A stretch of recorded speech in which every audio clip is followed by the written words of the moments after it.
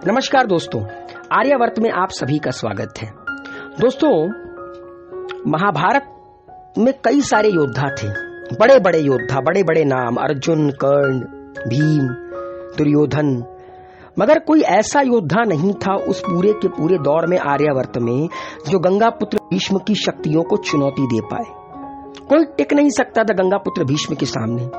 गंगापुत्र भीष्म की शक्तियां इतनी थीं कि स्वयं भगवान परशुराम उनको पराजित नहीं कर पाए थे। तो सवाल ये उठता है कि कहां से मिली थी गंगापुत्र भीष्म को उनकी शक्तियां। आज मैं आप लोगों को यही बताऊंगा। शुरू करते हैं आज का सफर। डिस्क्लेमर आप लोगों को पता ही होगा। दोस्तों, ये गंगापुत्र भीष्म के जन्म के पुनर्जन्म की बात है। एक बार क्या होता है कि आठ वसुओं का जिक्र है हमारे हिंदू समाज में। तो जो 8 वसु हैं वो अपनी पत्नियों के साथ एक बार सुमेरु पर्वत घूमने निकले, विचरण करने निकले। तो उनमें से जो एक वसु थे, वसु प्रभास जिन्हें कहा जाता था, उनकी पत्नी को महर्षि वशिष्ठ के आश्रम में बंधी एक गाय पसंद आ गई।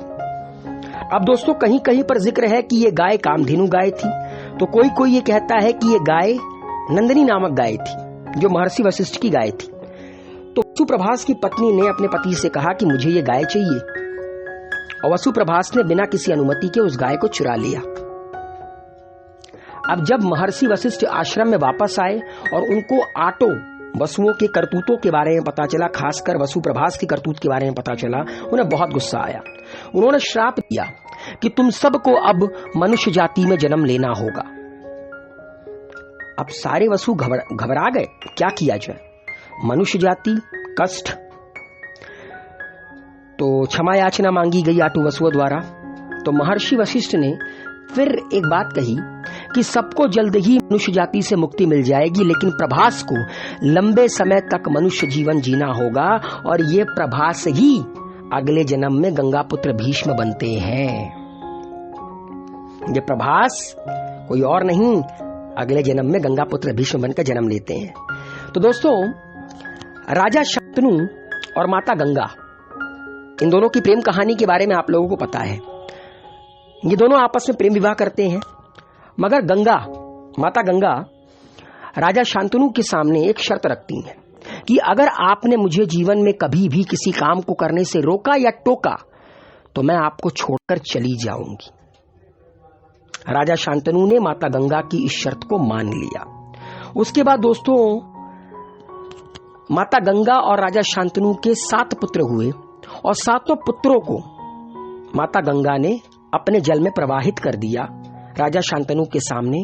राजा शांतनु रोक भी नहीं पाए, पूछ भी नहीं पाए, क्योंकि शर्त यही थी कि अगर आपने कभी रोका या टोका तो मैं आपको छोड़कर चली जाऊंगी। लेकिन जब माता गंगा और राजा शांतनु का 8वां पुत्र पैदा हुआ, और जैसे ही माता गंगा उसको जल में प्रवाहित करने जा रही थीं, तो राजा शांतनु ने इस बार उनको रोक दिया। उन्होंने कहा, रुको गंगा। माता गंगा ने अपने शर्तों का पालन करते हुए वो तुरंत अपने पुत्र को ली और गंगा की धारा में समा गई, गायब हो गई। अब राजा शांतनु अकेले रहने लगे। तो एक दिन क्या होता है कि राजा शांतनु गंगा के किनारे टहल रहे थे, तो उन्होंने देखा कि गंगा का जो प्रवाह है वो रुक गया है। वो बड़े आश्चर्यचकित होते हैं कि गंगा का प्रवाह किसने रोक दिया। तो वो जब पास जाकर देखते हैं तो वो देखते हैं कि एक बालक ने अपने प्रताप से, अपने बाणों से गंगा के प्रवाह को रोक दिया है। जब राजा शांतनु पूछते हैं कि तुम हो कौन, तब माता गंगा प्रकट होती हैं और माता गंगा कहती हैं कि ये आपका वही 8वां पुत्र है जिसको लेकर मैं चली गई थी। इसका जो प्रताप है, इसकी शक्तियां मेरी देन है। इसके अंदर मैंने कभी भी कोई कमी नहीं रखी है। इसका प्रताप देवताओं के समान होगा, और स्वयं भगवान जब तक इसके सामने ना आ जाएं, इसे हराना नामुमकिन होगा। किसी भी तरह का अस्त्र, किसी भी तरह का शस्त्र इसको नहीं मार पाएगा। और दोस्तों, ये और कोई नहीं, ये माता गंगा और राजा शांतनु के पुत्र देवव्रत भीष्म थे। तो दोस्तों, ये जो गंगापुत्र भीष्म है, उनको शक्तियां माता गंगा से मिली, माता गंगा की पवित्रता से मिली।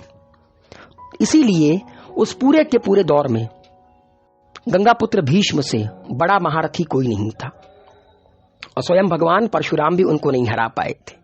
तो उम्मीद है दोस्तों आज का सफर आप लोगों को पसंद आया होगा। आर्यावर्त को अपना प्यार दीजिए, वीडियो को लाइक शेयर कमेंट कीजिए। हेल्दी रहिए, सेफ रहिए, मस्त रहिए।